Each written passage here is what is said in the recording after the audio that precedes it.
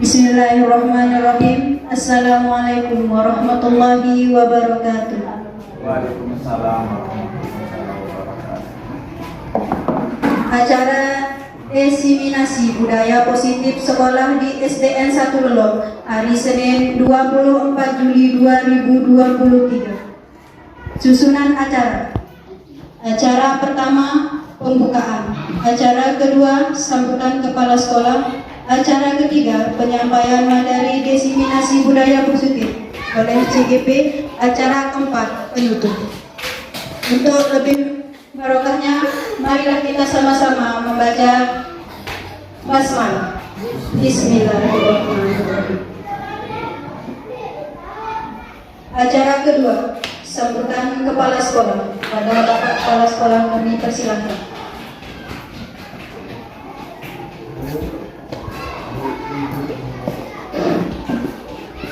Bismillahirrahmanirrahim. Assalamualaikum warahmatullahi wabarakatuh.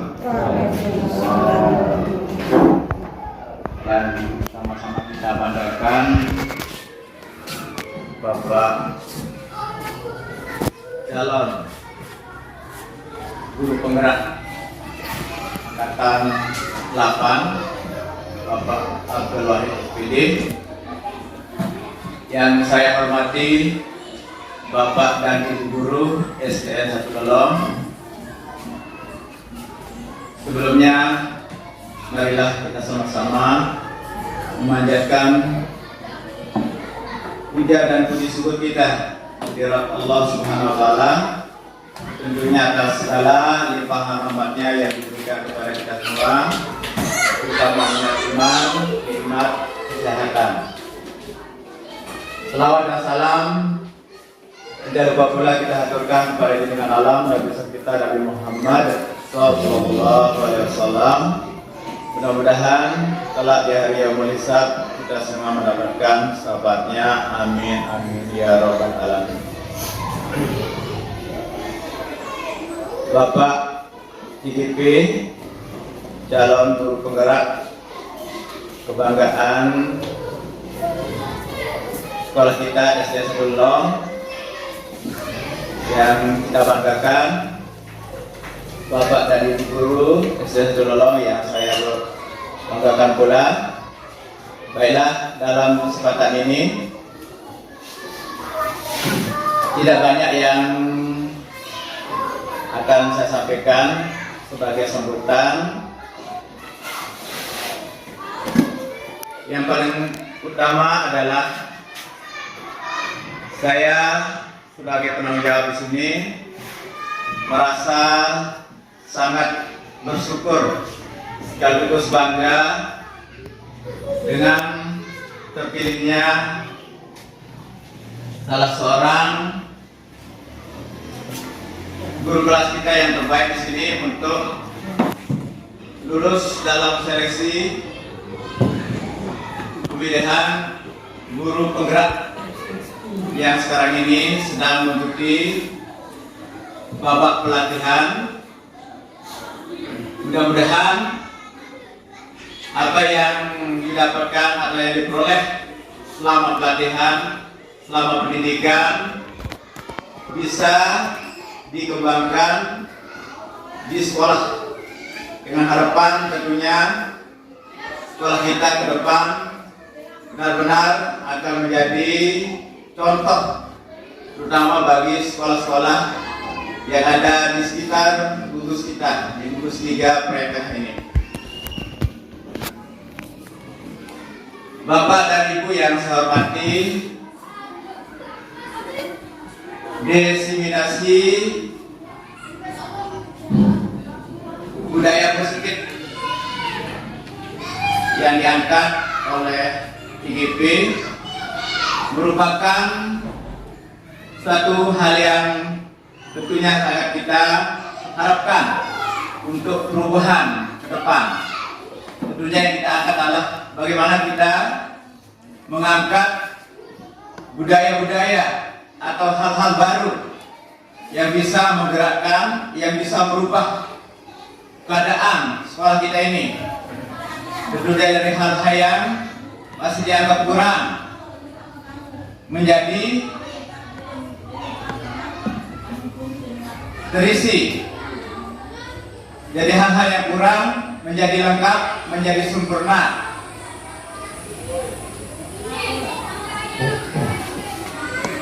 Kepada Bapak calon guru penggerak yang saya banggakan dengan kehadiran Bapak di sini, tentu kami berharap, saya sendiri selalu menanggung jawab di sini dan juga dari rekan-rekan guru yang lain, mudah-mudahan ke depan segala ilmu yang saudara peroleh dalam pelatihan ini dapat ditularkan ke rekan-rekan yang lain. Dan juga harapan saya dalam kesempatan ini bagi Bapak dan Ibu supaya bisa mencontoh untuk kesempatan-kesempatan berikutnya bagaimana jangan mau kalah sama Wahid. Tentunya untuk wajah sekolah ini tentu tidak bisa hanya Wahid sendiri yang bergerak sebagai calon guru penggerak. Bagaimana nanti juga dari Bapak dan Ibu sendiri untuk juga tampil mengikuti seleksi untuk seterusnya semuanya menjadi guru penggerak, sehingga nanti bagaimana ke depan sekolah kita ini betul-betul mengalami perubahan yang positif ke arah kemajuan. Lagi sekali dalam kesempatan yang berbeda ini, khususnya bagi Pak Wahid selaku peserta IGP dan bagi rekan-rekan semuanya, bagaimana sekarang kita mulai bergerak untuk bagaimana memulai dari mengangkat budaya-budaya positif untuk kemajuan sekolah kita ini.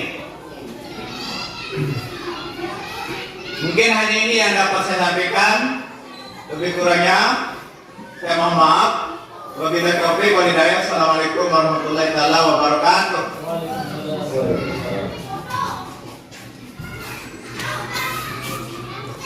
Acara ketiga, penyampaian materi diseminasi budaya positif oleh CGP Bapak Abdul Wahid SPD. Kepada Bapak kami persilakan.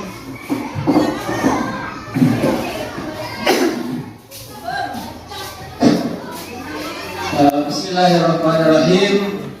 Assalamualaikum warahmatullahi wabarakatuh. Semangat ibu-ibu, bapak-bapak. Assalamualaikum warahmatullahi wabarakatuh. Waalaikumsalam warahmatullahi wabarakatuh. Semangat pagi.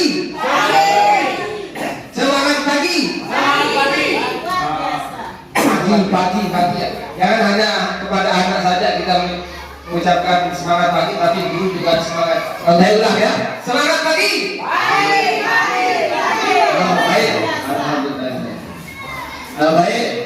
Terima kasih kepada MC yang telah memberikan kesempatan kepada saya untuk berdiri di sini, dan juga kepada Bapak Kepala Sekolah, yang mana pada pagi hari ini saya berdiri di sini bukan semata-mata menjadi guru dari teman-teman, tetapi hanya menyampaikan atau berbagi ilmu tentang apa yang saya peroleh pada program pendidikan guru penggerak ini yang sudah berjalan mulai pendidikan kemarin bulan Mei sekitar 2 bulanan, yang mana pada pagi hari ini saya akan menyampaikan materi tentang bab diseminasi menumbuhkan budaya positif di sekolah. Namun sebelum ke sana, terlebih dahulu rekan-rekan guru bisa melihat, menyaksikan ada gambar di sana, ada foto. Nah, jadi filosofi dari foto ini tidak sekedar hanya menampakkan, tetapi ada filosofinya. Apa filosofinya? Yang mana saya berdiri sini adalah dikelilingi oleh rekan-rekan. Artinya apa? Dari teman-teman mendukung saya, selalu mendukung, baik dari samping, belakang, depan. Mana jempol ini apa? Ibu Hek mungkin tahu apa warnanya? Mantap. Ya, selalu memberikan semangat, dorongan. Jadi saya bisa berdiri di sini karena siapa? Bukan karena bapak, teman-teman. Ya, jadi itu. Jadi bukan hanya sekedar nampak foto, tapi itu filosofi yang ada dalam foto itu. Ya, jadi itu. Jangan nanti, kenapa foto saya ditampilkan seperti gimana ya? Itu filosofinya ya. Jadi itu intinya. Next. Nah, lanjut juga saya akan memperkenalkan ini orang-orang hebat yang selalu mendampingi saya selama berlangsung pendidikan ini, selain dari bapak-bapak dan ibu-ibu. Ini ibu pasca saya, fasilitator yang namanya Ibu Hosiah SPD MSI. Dia adalah seorang dosen yang induknya di Universitas Muhammadiyah Mataram. Terus ini Ibu Dewi Rizkika, pembimbing pengajar praktik namanya. Terus ini kamu nggak salah ini, gua nggak tahu. Nggak tahu. Itu adalah Abdul Wahid. Kenapa saya tampilkan ini? Ini juga punya filosofi, punya makna. Mau tahu maknanya? Nah, mulai dari sini. Artinya apa? Harus melangkah ke depan, ya. Jangan selalu menoleh ke belakang. Apapun resiko rintangan, tetap kita ke depan untuk mencapai suatu tujuan. Ada masalah, lanjutkan. Terus pantang mundur. Itu maknanya. Ini maknanya selalu memberikan support. Kenapa makna ini? Dia memegang poin-poin. Itu kenapa? Karena dia selalu mendeteksi apa kekurangan-kekurangan saya yang harus saya perbaiki. Dia catat, lalu dia kasih masukan. Oh Pak Abdul Wahid, ini kekurangan-kekurangan, silakan diperbaiki. Itu makna filosofi dari gambar-gambar ini. Jadi bukan hanya sekedar saya menampilkan saja, tetapi itu makna dari filosofi atau gambar-gambar yang ada di depan yang belum kami sampaikan. Next. Nah, baik, bapak-bapak rekan guru yang saya hormati, ada beberapa tujuan kita pada kali ini. Yang pertama, seorang calon guru penggerak dapat menyampaikan pembelajaran dari penerapan konsep-konsep yang kita peroleh pada modul budaya positif. Artinya apa? Ketika kita mendapatkan atau mendapatkan pengetahuan atau wawasan tentang pembelajaran budaya positif, nanti kita akan sampaikan, berbagi kepada teman-teman sejawat. Itu tujuannya. Yang kedua, seorang TGP harus mampu berkolaborasi dengan rekan-rekan gurunya. Bagaimana menumbuhkan budaya positif itu di sekolah. Memang betul kita sadar bahwa ada budaya-budaya positif yang sudah kita terapkan di sekolah, ya. Selanjutnya, yang terakhir adalah merupakan tugas seorang TGP yang diwujudkan dalam aksi nyata modul 1.4.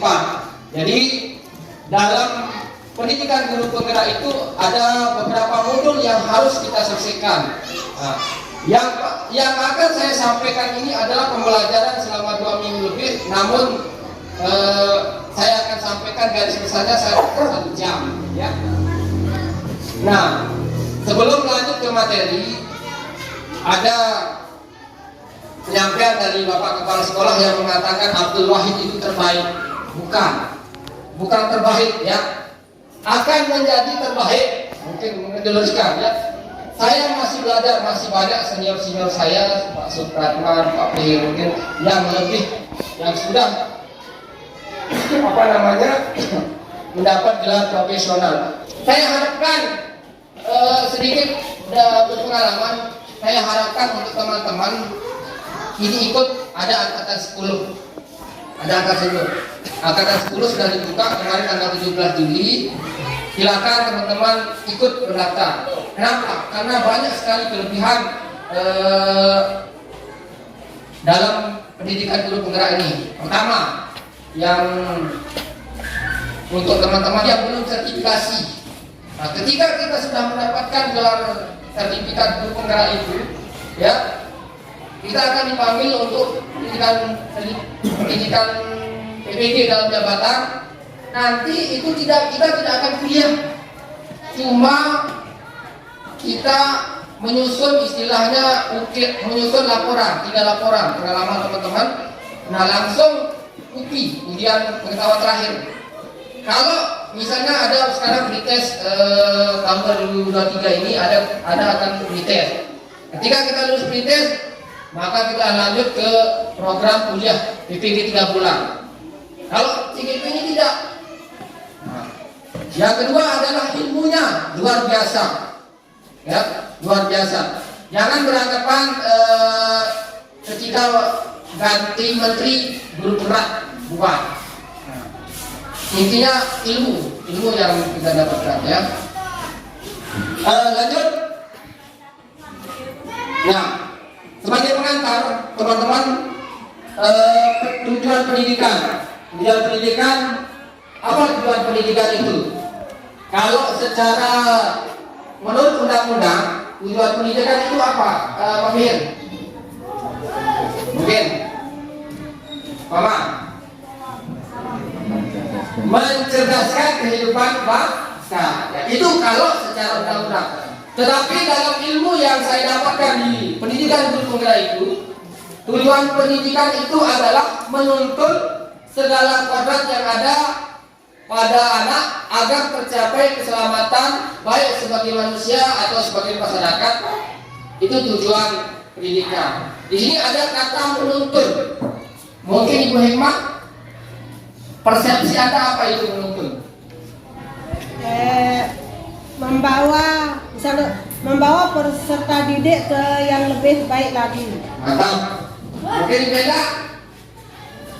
Ya, menuntun yaitu membimbing, ya, lebih baik lagi, betul. Nah, Ki Hajar Dewantara juga menganggap atau mendefinisikan pendidikan itu adalah sebuah lahan pertanian. Lahan pertanian itu apa maksudnya? Sekolah itu maksudnya. Terus di dalam sekolah itu ada apa? Ada siswa. Siswa itu kalau dalam lahan pertanian padi. Nah, terus petani. Kalau di lahan pertanian, petani itu siapa? Guru. Nah, bagaimana di dalam sebuah lahan pertanian itu tumbuh padi dengan subur? Itu adalah peran dari seorang guru. Bagaimana seorang petani itu bisa tumbuh padinya dengan subur? Tentunya apa yang mereka lakukan?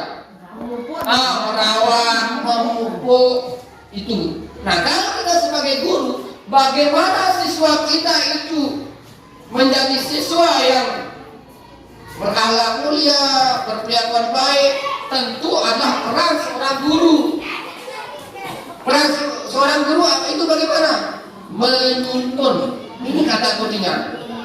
Menuntun. Ambon. Banyak dari kita sekedar mengajar, tapi tidak menuntun, membimbing.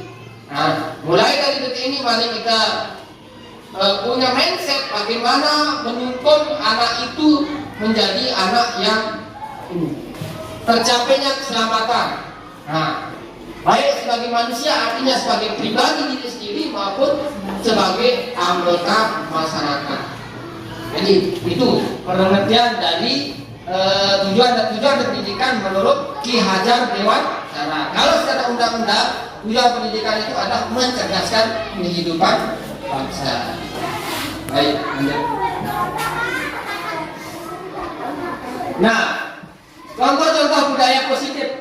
Nah, sebelum kita melaksanakan budaya positif itu adalah nilai dan kebiasaan di sekolah yang berpihak pada murid agar mereka menjadi pribadi yang kritis, hormat, dan bertanggung jawab sesuai dengan profil pelajar Pancasila. Ya, yang mana maksudnya inti dari profil Pancasila itu, yang mana di IKM kurikulum Merdeka itu sebagai profil pelajar Pancasila. Nah, ini dia. Yang pertama, beriman, bertakwa kepada Tuhan Yang Maha Esa dan berakhlak mulia, mandiri, bernalar kritis, berkebinekaan global, bergotong royong dan kreatif. Nah, ini slide sudah Lugom saya saksikan, dia hanya memberikan contoh budaya positif yang sudah kita lakukan di sekolah. Ada beberapa yang caranya adalah mengucap salam. Ketika anak datang, Assalamualaikum pagi, itu salah satu contoh budaya positif. Terus menjaga kebersihan, artinya apa? Membuang sampah pada tempatnya, itu salah satu budaya positif. Saling menghormati. Nah, contoh kita ketika datang kita Assalamualaikum, halaman teman-teman sejawat. Nah, itu adalah budaya positif.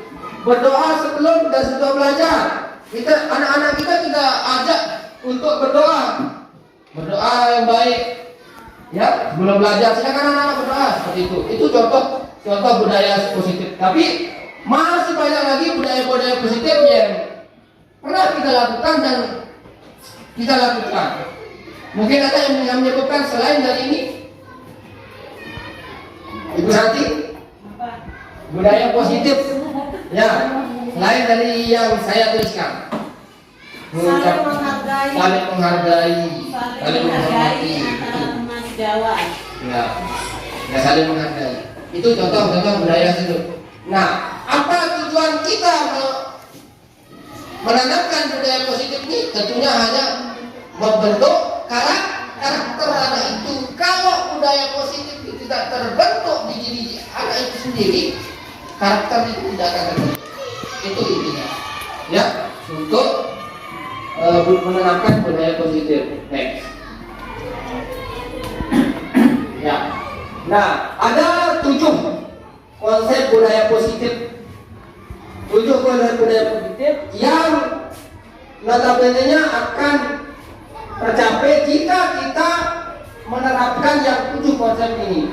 Yang pertama yang akan kita bahas adalah pertama, perubahan paradigma belajar, disiplin positif, motivasi perilaku manusia, kebutuhan dasar, posisi kontrol, keyakinan kelas, dan terakhir segitiga restitusi.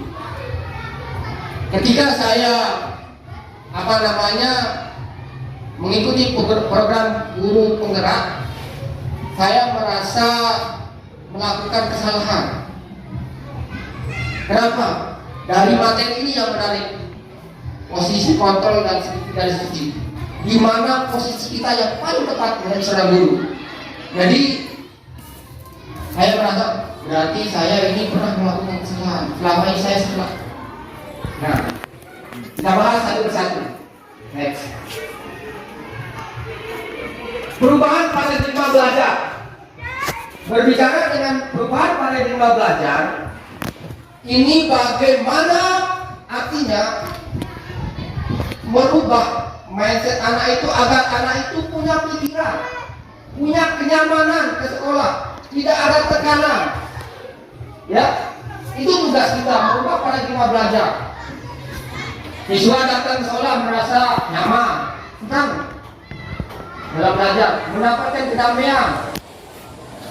Tentunya bagaimana mewujudkan itu? Kita sebagai guru harus menerapkan metode pembelajaran yang menarik, asik, yang menyenangkan. Seperti tadi, anak ketika kita ajak untuk belajar, kalau kita tidak menyemangatinya di awal itu, maka kurang semangat. Jadi itu salah satu inti darinya. Untuk merubah paradigma belajar, jangan sampai anak itu datang ke sekolah ada tekanan, karena Bapak Man misalnya sering-sering marah, ya. Jadi bagaimana kita merubah paradigma belajar itu intinya. Next. Nah, disiplin positif. Nah, disiplin positif. Ketika kita berbicara mengenai disiplin, tentu apa yang terlintas di pikiran Anda, teman-teman? Mbak. Bicara disiplin, Ya. datang tepat waktu. Ya, datang tepat waktu. Pak, sudah.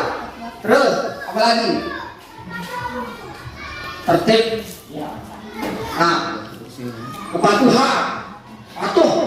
Nah, ketiga, datang tepat waktu. Patuh itu juga disiplin. Jadi, disiplin dengan tata tertib, teratur, dan kepatuhan. Ada peraturan. Kata disiplin juga diberikan sering dihubungkan dengan hukuman. Kalau tidak disiplin, akan kena hukuman. Padahal itu berbeda, ya. Karena belajar tentang disiplin positif tidak harus dengan memberikan hukuman, ya. Jadi ada materinya nanti. Bagaimana kita mendisiplinkan anak itu tidak hanya dengan hukuman.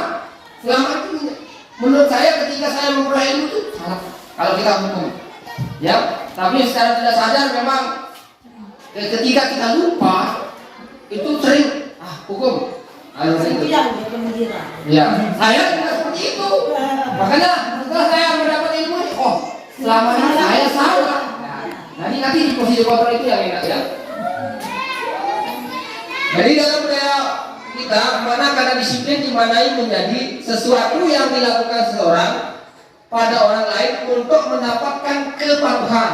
Nah, kita cenderung menghubungkan kata disiplin dengan ketidaknyamanan. Itu disiplin, ya. Mulai disiplin ada. Motivasi perilaku manusia, ya. Motivasi perilaku manusia. Ada sebuah ilmuwan yang dinamakan Diana Gosling dalam bukunya Restructuring School Discipline menyatakan 3 motivasi perilaku manusia. Ya. Sekarang saya tanya, Pak Pikir, mohon maaf ya, ketika datang ke sekolah, apa yang memotivasi Anda untuk datang jawab? Pertama tanggung jawab. Tanggung jawab, betul. Apa sekolah? Kewajiban, betul. Satu, Disiplin. ya disiplin. Ya, disiplin. Baik, kita lihat satu persatu. Diana Gosling menyatakan ada 3 motivasi perilaku manusia. Yang pertama, untuk menghindari ketidaknyamanan atau hukuman. Ya. Anak itu datang ke sekolah, ini poinnya, banyak hukum si guru. Kita berdoa nani. Kita berdoa, itu intinya. Ya, jadi itu motivasi mereka. Perilaku mereka untuk datang lebih awal karena untuk menghindari ketidaknyamanan mereka atas hukuman atau hukuman. Kalau kita datang, ada nggak hukuman kita? Nggak ada kan? Nggak ada. Nah, baik kita lihat kedua. Yang kedua, untuk mendapatkan imbalan atau penghargaan dari orang lain.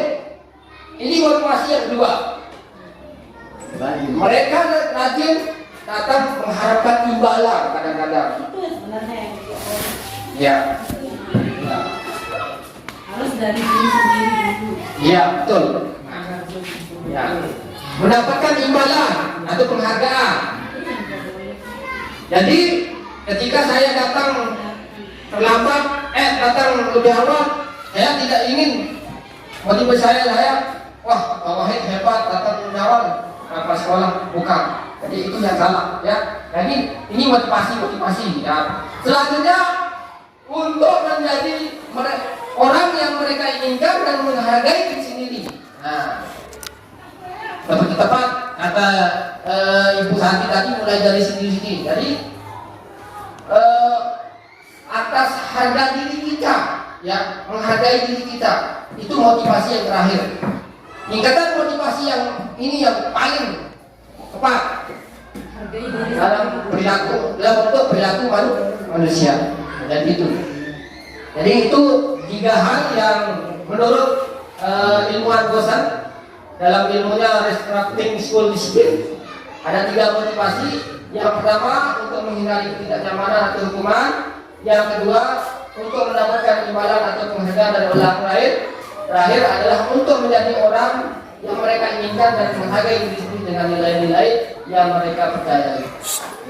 Ya, next. Nah, baik. Sekarang kita akan berbicara tentang hukuman. Nah, sekarang kita sadar, pernah nggak kita sebagai guru melakukan hukuman? Pernah? Sering. Ya. Mari kita lihat. Hukuman itu, kenapa bisa terjadi hukuman? Karena membuat hukuman itu pernah nggak direncanakan? Kadang-kadang direncanakan. Ya. Jadi hukuman itu tidak pernah rencana secara tiba-tiba. Itu yang namanya hukuman. Ya. Dan bersifat satu arah. Siapa yang membuat? Guru yang memberikan. Terhadap. Ya. Dan hukuman itu bisa berupa fisik atau psikis. Nah, itu karakteristik dari hukuman itu. Seorang ilmuwan yang mengatakan Alfred Kohn mengungkapkan bahwa penghargaan maupun hukuman adalah cara-cara mengontrol perilaku seseorang yang menghancurkan potensi pembelajaran yang sesungguhnya. Kenapa dia bisa mengatakan ini? Salah satu contoh. Ketika kita memberikan hukuman kepada anak, akan terlintas tidak lama nggak di otak mereka itu, akan dikenal nggak? Ya. Salah satu contoh, layak Pak Guru saran Pak Nasir, hingga ke muka. Itu benar. Nah itu. Nah, membekalnya tetap diingat kalau yang namanya hukuman. Itu benar. Next. Lanjut ke konsekuensi. Bagaimana konsekuensinya? Beda hukuman dan konsekuensi. Kalau konsekuensi itu sudah terencana dan sudah disepakati atau disetujui. Apa maksudnya? Misalnya sekarang Ibu Hik memberikan tugas kepada anaknya. Misalnya ada tugas. Ketika dalam waktu 3 kali si A tidak menyelesaikan tugasnya, apa konsekuensinya? Itu namanya, itu bukan hukuman. Jadi sudah disepakati. Nah, diberikan berdasarkan data yang diukur. Data yang diukur itu tadi seperti itu tadi maksudnya. Ada waktunya.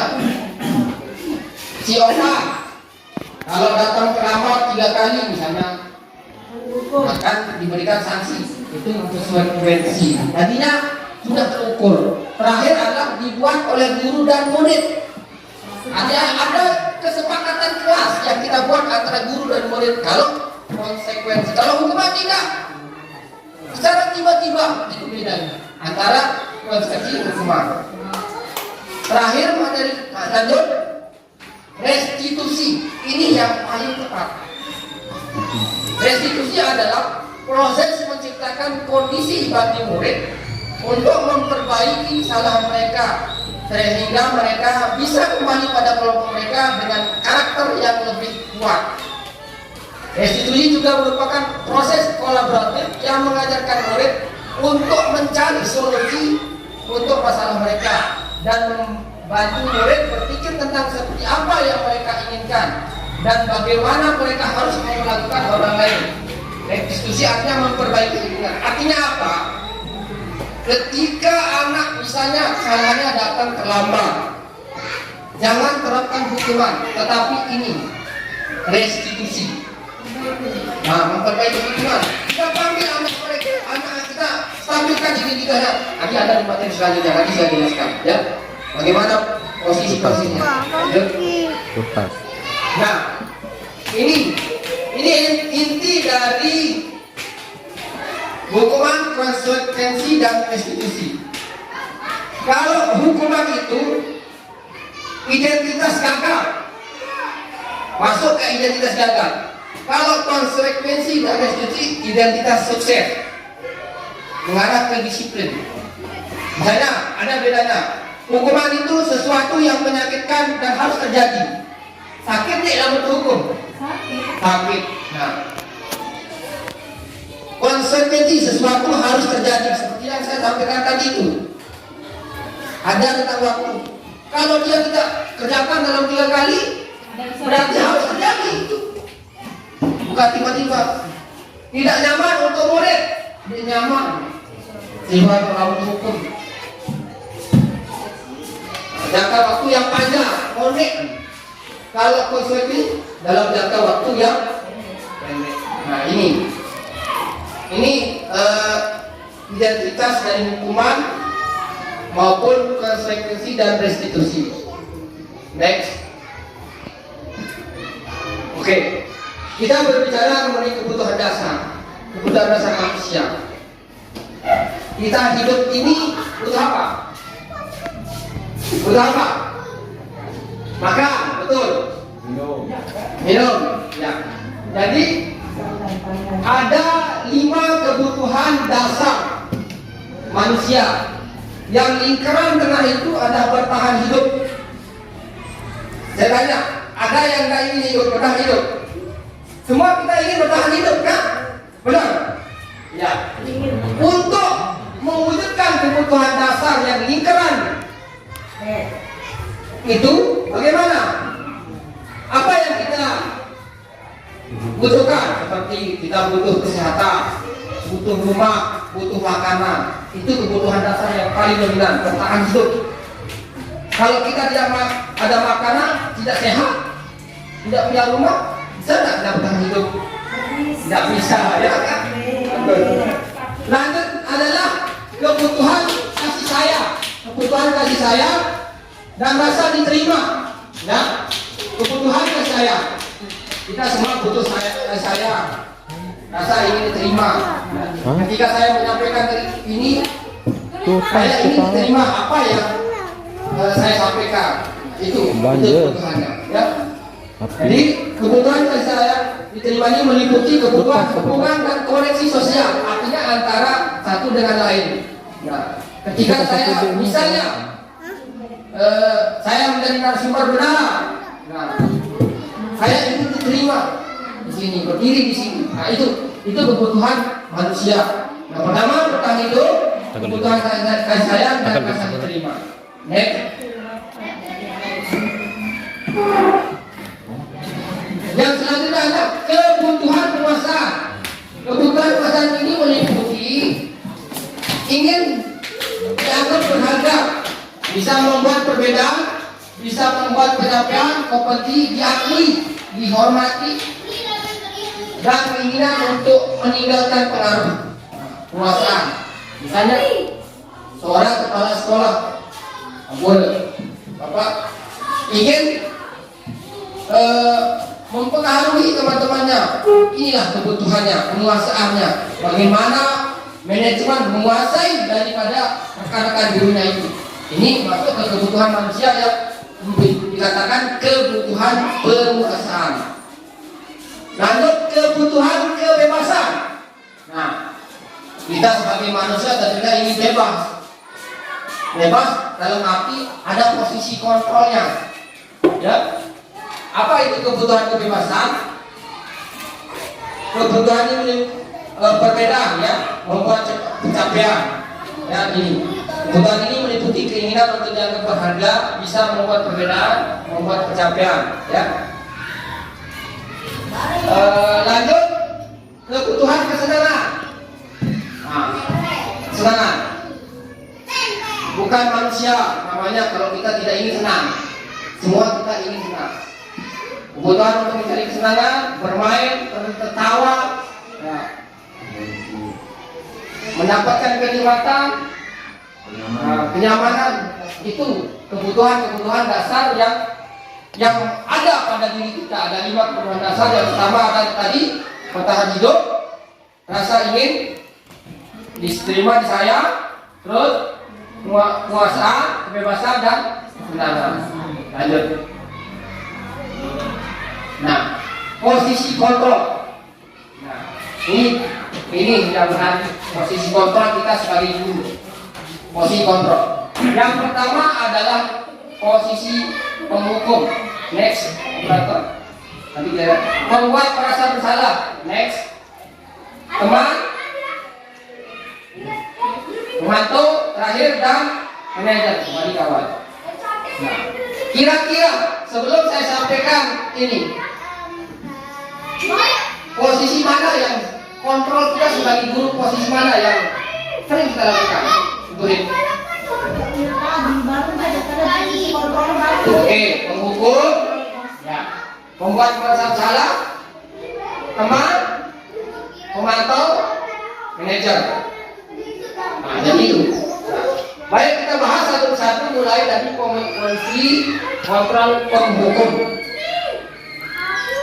Nah, ketika anak melakukan suatu kesalahan, sering kita melakukan langsung untuk misalnya, kamu ini doni, nah, betul, masuk ke posisi penghukum. Dan mengatakan, doni, kamu ini terlambat, tak tahu aturan, aku lihat aturan sekolah. Seperti itu.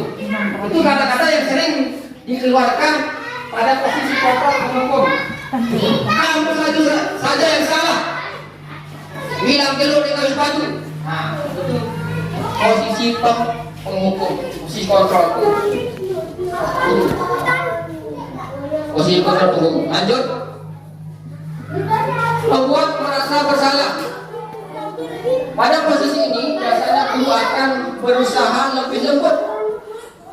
Membuat rasa bersalah akan menggunakan keheningan yang membuat orang lain merasa tidak nyaman, bersalah atau rendah diri. Kata-kata yang sering keluar akan ada seperti kata-kata, ibu sangat kecewa sekali dengan kamu. Berapa kali bapak harus memberitahu kamu ya? Gimana coba kalau orang tua kamu tahu berbuat gini?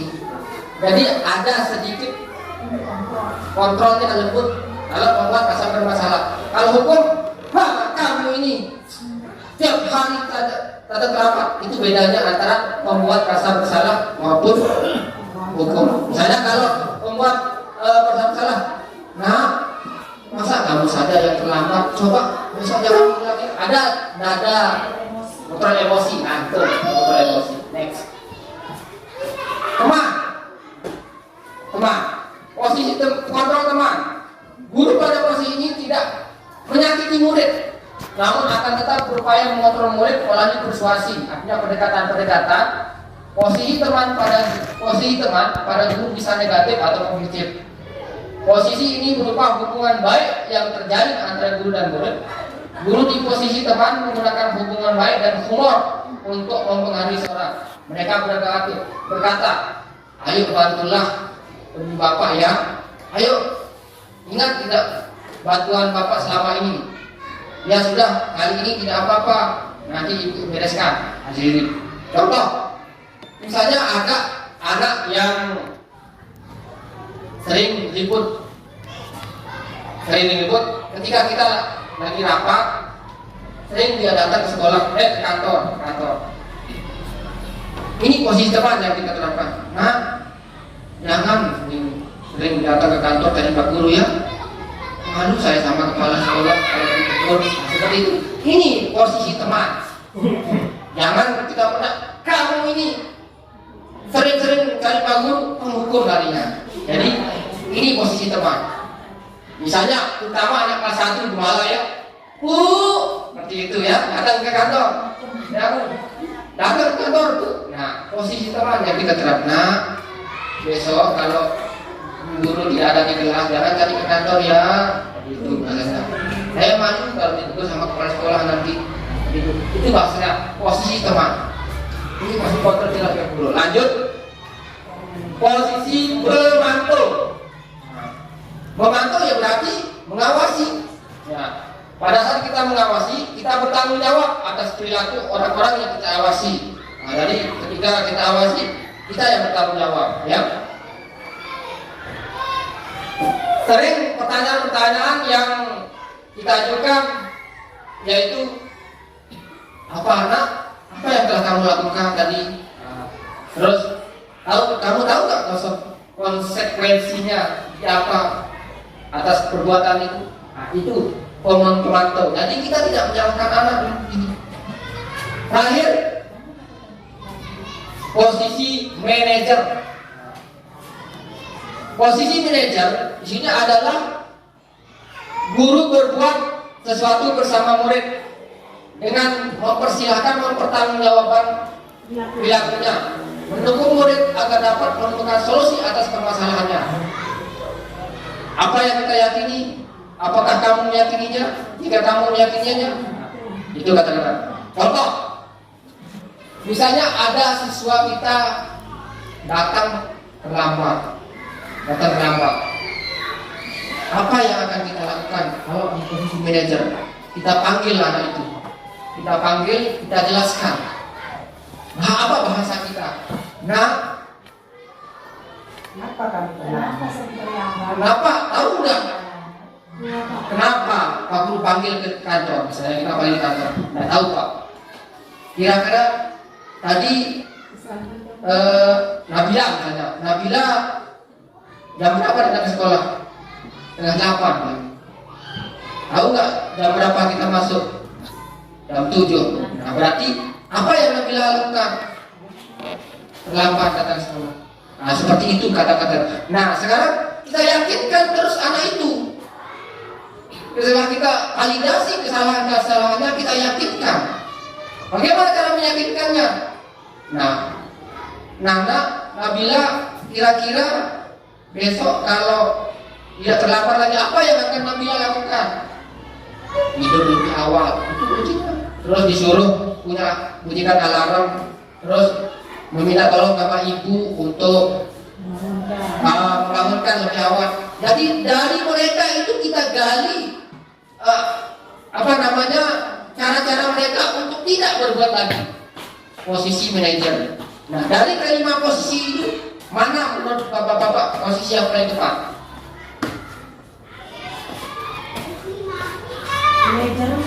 Manajer. Pak Meher? Manajer. Ya, betul. Inilah posisi kontrol yang harus kita terapkan, manajer. Jadi menghukum teman, membuat merasa bersalah, manajer. Jadi posisi manajer itu yang paling tepat. Yang paling tepat yang jarang digunakan. Ya, yang jarang digunakan. Cara kita gunakan posisi manajer ini, kita selalu seperti itu, ya. Itu hukum. Itu yang sering kita lakukan tiap hari kalau misalnya. Nah, dari ilmu yang saya peroleh di PGP ini, posisi kontrol manajer itu adalah posisi kontrol seorang guru yang paling tepat. Harapan mudah-mudahan kita bisa mendapatkan posisi ini nantinya. Next. Menerapkan keyakinan kelas. Apa maksudnya keyakinan kelas?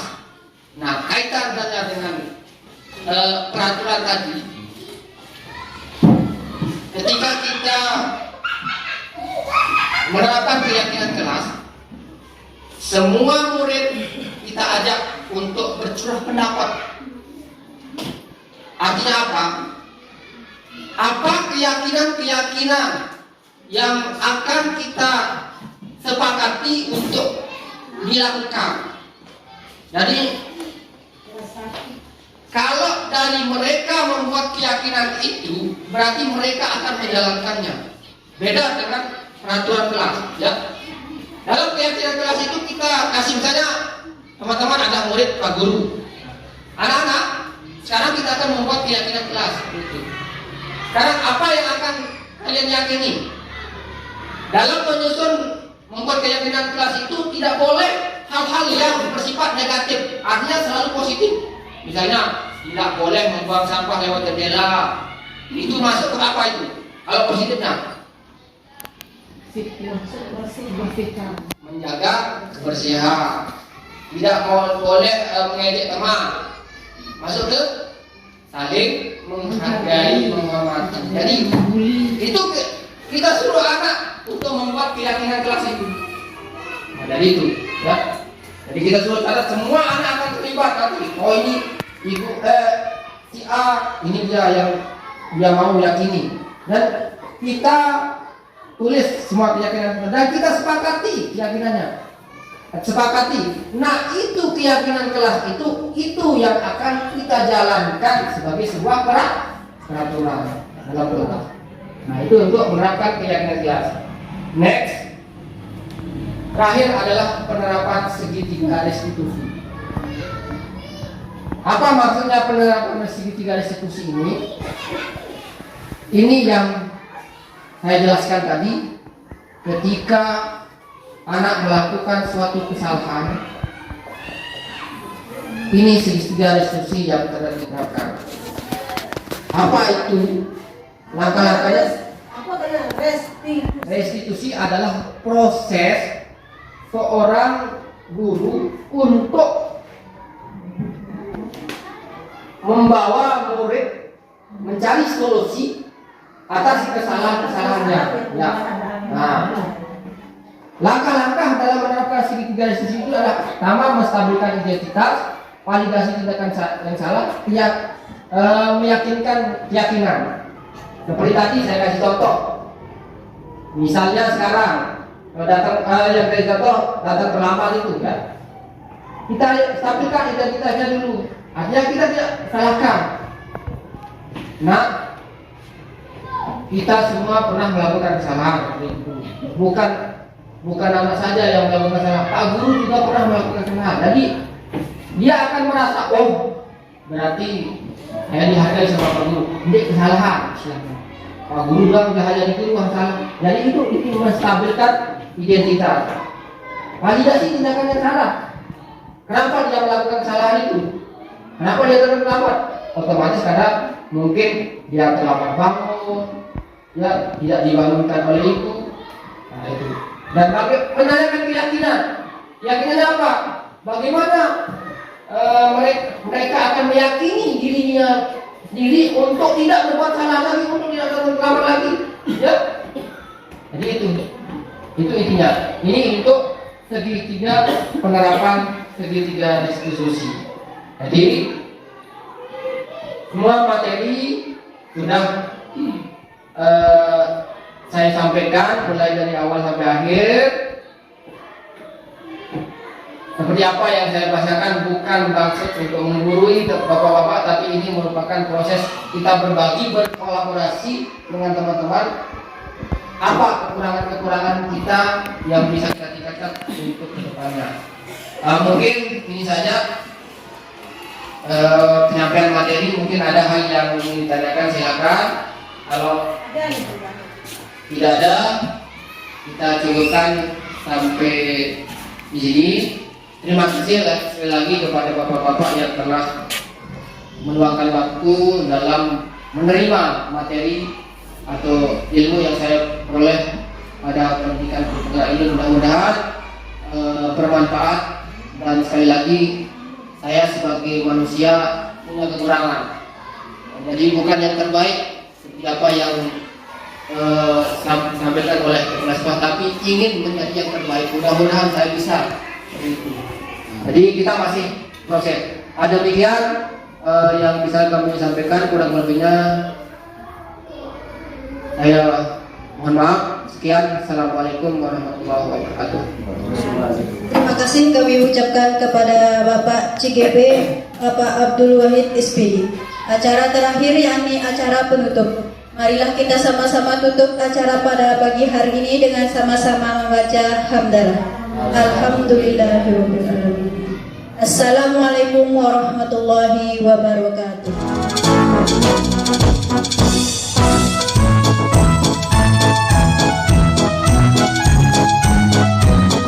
Assalamualaikum warahmatullahi wabarakatuh. Perkenalkan, nama saya Susantiana.